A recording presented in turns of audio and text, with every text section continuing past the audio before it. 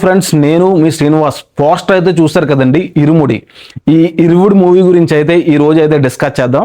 అసలు ఈ రోజు ఇరువుడి మూవీ గురించి డిస్కస్ చేయడానికి గల విషయం ఏంటంటే, నిన్న మైత్రి మూవీ మేకర్స్ ఉన్నారు కదండి, వాళ్ళు హీరోయిన్కి సంబంధించిన ఒక లుక్ అయితే రివీల్ చేశారు. ఉదయం 10 నిమిషాలకు అయితే రివీల్ చేశారు. ఆ పోస్టర్ చూడగలడే నాకైతే నవ్వు వచ్చింది. ఎందుకంటే వాళ్ళు ఒక హీరోయిన్ ఫేస్ చూపించడానికి కూడా 2 days టైం తీసుకున్నారండి.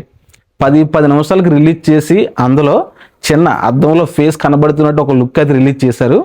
ఈ ఫేస్ మళ్ళీ రివీల్ చేయడానికి టుమారో అంటే ఈరోజు ఉదయం 10 నిమిషాలకు అయితే ఫుల్ పిక్ వస్తుందని అందులో అయితే వాళ్ళు ఇన్ఫర్మేషన్ ఇచ్చారు. ఆవిడైతే ఎవరో కాదండి, మన ప్రియా భవానీ శంకర్ అండి, హీరోయిన్. ఇరుముడి మూవీలో హీరోయిన్. ఈవిడి లుక్ ఫోటో రివీల్ చేయడానికి 2 days అయితే టైం తీసుకున్నారు మైత్రి మూవీ మేకర్స్. ఒక సూపర్ స్టార్ లాగే ఈవిడ లుక్ రిలీజ్ చేయడానికి 2 days టైం తీసుకున్నారు. అది నేను చూడగానే నాకైతే నవ్వు వచ్చింది. ఈరోజు 10 నిమిషాలు అన్నారు కదా, నేను వెయిట్ చేసాను వస్తుందని. అది 10 నిమిషాలు కూడా రాలేదు. ఎగ్జాక్ట్గా 15 నిమిషాలకి అయితే వాళ్ళు పెట్టారు మైత్రి మూవీ మేకర్స్. ఎనీవే, ఏదేమైనా పోస్టర్ అయితే వాళ్ళు రిలీజ్ చేశారు.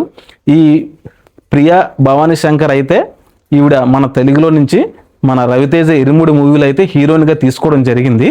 అలాగే ఇరుముడి మూవీ, ఈ ఇరుముడి మూవీ గురించి మాట్లాడుకుంటే ముందుగా ఇందులో రవితేజ గారి హీరో, అలాగే హీరోయిన్గా ఈ ప్రియ భవానీ శంకర్, అలాగే డైరెక్టర్ శివ. ముందుగా మనకి ఏ సినిమా తీసుకున్న డైరెక్టర్ మీద డిపెండ్ అయి ఉంటుంది కాబట్టి డైరెక్టర్ గురించి ఒక 2 ముక్కలు చెప్తాను, వినండి. అలాగే మన వీడియోకి అయితే లైక్ చేసుకోండి, అలాగే మన ఛానల్ అయితే సబ్స్క్రైబ్ చేసుకోండి. ఈ శివ డైరెక్టర్ గారు గతంలో మన తెలుగులో 2 మూవీస్ అయితే తీశారండి, హిట్ అయిన మూవీసే. అవి ఏంటంటే ఫస్ట్ మజిలీ, తర్వాత ఖుషి. ఈ మజిలీ మూవీలో సమంత నాగ చైతన్య కెమిస్ట్రీ ఎంత బాగా వర్కౌట్ అయిందో తెలిసిందే కదా. ఆ సినిమా అయితే మజిలీ మూవీ అయితే బాక్స్ ఆఫీస్ వద్ద మంచి విజయాన్ని అయితే నమోదు చేసి ఉంది. అలాగే ఖుషి, మన విజయ్ దేవరకొండ సమంత కలిసి నటించిన సినిమా ఖుషి.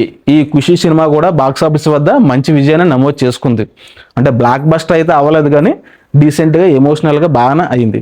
ఈ శివ గారు డైరెక్షన్ చేసిన సినిమాలు చూసుకుంటే మనం, ఈయన డైరెక్షను ఎమోషనల్ అండి, ఎమోషనల్ రైడ్తో తీస్తారు. ఫీలింగ్స్ బాగుంటాయి సినిమాలో. అలాగే మన రవితేజ గురించి చెప్పాలనుకుంటే, ఆయన 77వ చిత్రం ఈ ఇరుముడి. ఆయన అయితే సినిమాలు తీసుకుంటూ వెళ్ళిపోతున్నాడు. ప్రతి సంవత్సరం కూడా 2 చిత్రాలు అయితే రవితేజ గారి నుంచి అయితే వస్తాయి.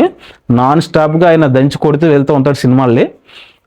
అంత వయసు పెరుగుతున్నా మాత్రం సినిమాలు అయితే ఇంకా వెళ్తూనే ఉన్నాయి. అలాగే రవితేజ గారు గతంలో లాస్ట్గా 2 ఫిల్మ్స్ తీసుకుంటే మనకి మొన్న భర్త మహాశైలికి విజ్ఞప్తి మన సంక్రాంతికి వచ్చింది. ఈ మూవీ బాక్స్ ఆఫీస్ వద్ద నిరాశపరిచింది. ఎందుకంటే ఫస్ట్ హాఫ్ వరకు సినిమా పర్లేదు, జస్ట్ బాగానే వెళ్తుంది అనుకుంటారు. ఇంకా సెకండ్ హాఫ్ నుంచి ఎండింగ్ వరకు చిన్న ఆ పాయింట్ ఇంటర్వెల్కి ఎక్కడైతే ఎండ్ చేశారో ఆ పాయింట్నే చివరి ఎండింగ్ వరకు సినిమాకి అదే పాయింట్ లాక్కుని వెళ్ళారు. అక్కడ ఈ సినిమా ఫెయిల్ అయిపోయింది. లేకపోతే ఫస్ట్ హాఫ్ అయితే చూడడానికి బాగానే ఉంటుంది.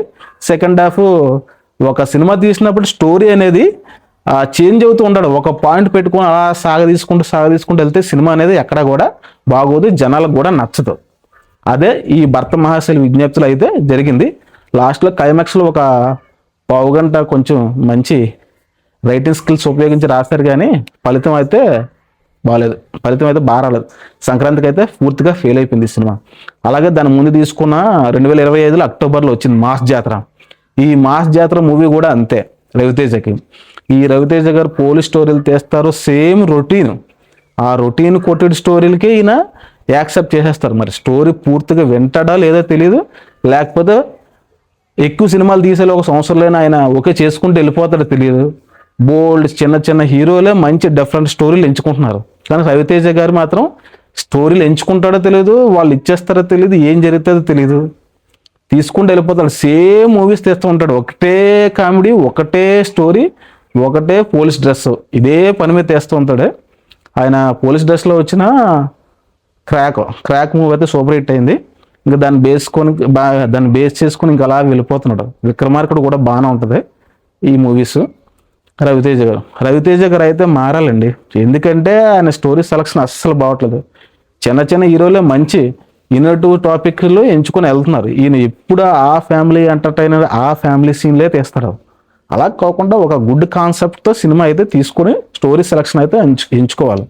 ఒక డిఫరెంట్ జోనర్కే ప్రజెంట్ ప్రేక్షకులు అయితే పెద అవుతున్నారు. రొటీన్ ఫ్యామిలీ ఎంటర్టైన్ అయితే ఎవరు అయితే యాక్సెప్ట్ చేయట్లేదు. అది రవితేజ గారు గ్రహించాలి. చూద్దాం మరి. అలాగే ఈ ఇరుముడి మూవీ గురించి అయితే మన రవితేజ బర్త్డే అప్పుడు ఒక పోస్టర్ కూడా రిలీజ్ చేశారు. ఇరుముడి అంటే మన స్వామివారి అండి, మన కేరళలో ఉన్న అయ్యప్ప స్వామివారి ఫోటో పెట్టి ఒక పోస్టర్ అయితే రిలీజ్ చేశారు. అప్పట్లో ఇది బాగా వైరల్ అయింది. నాకు తెలిసి ఇది డివోషనల్ ప్లస్ ఎమోషనల్ డ్రామా అనుకుంటా ఈ ఇరుముడి మూవీ.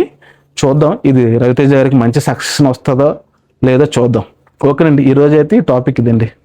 ఓకే, మన ఛానల్ సబ్స్క్రైబ్ చేసుకోకపోతే సబ్స్క్రైబ్ చేసుకోండి.